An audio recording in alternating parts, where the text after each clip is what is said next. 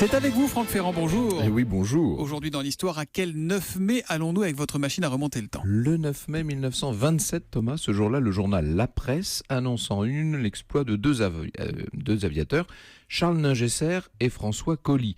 Ils ont décollé la veille pour une traversée de l'Atlantique dans le sens France-Amérique.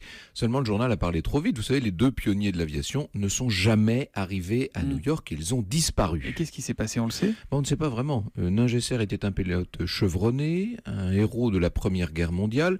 Quant à Colly, il était aussi un pilote expérimenté et avait accompli 2 traversées de la Méditerranée. Les deux hommes s'associent au constructeur Levassor, qui conçoit un avion nommé l'Oiseau Blanc. Tout est étudié pour ce vol à haut risque.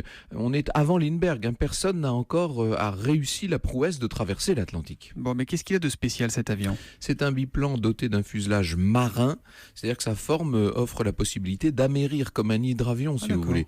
Cette particularité permet par ailleurs de larguer le train d'atterrissage une fois en l'air pour alléger l'appareil et donc pour charger davantage de carburant. L'Oiseau Blanc décolle le 8 mai du Bourget. Il est aperçu un peu partout, on le voit dans le ciel normand, on le voit en Irlande. D'autres témoins affirment même l'avoir vu à Terre-Neuve et Long Island. Seulement, l'avion ne se posera jamais, comme c'était prévu, face à la Statue de la Liberté, où une foule s'était pourtant réunie ce 9 mai 1927. 9 décennies plus tard, on ignore encore ce qui a pu se passer au juste à propos de Ningesser et Colly. Ce qui est sûr, Franck, c'est qu'on doit beaucoup à ces pionniers, et certains y ont laissé la vie. Oui, ils ont contribué au développement de l'aviation, c'est certain. Pensez donc à Lindbergh qui va relever le défi 2 semaines plus tard, avec succès. De nos jours, nous avons Bertrand Piccard, par exemple, avec son Solar Impulse. Voilà, l'avion à énergie solaire. Il est en train de boucler son tour du monde avec bientôt la traversée de l'Atlantique, mais enfin ça c'est une autre histoire. L'histoire qui revient tout à l'heure à 14h sur Europe 1, vous nous parlerez de quoi, Franck? Nous allons suivre la première femme à avoir fait le tour du monde, Nellie Bly, c'était en 1890. Rendez-vous donc pris avec Franck Ferrand au cœur de l'histoire à 14h. Quant aux experts, eh bien on se retrouve demain 7h15 sur Europe 1. À demain.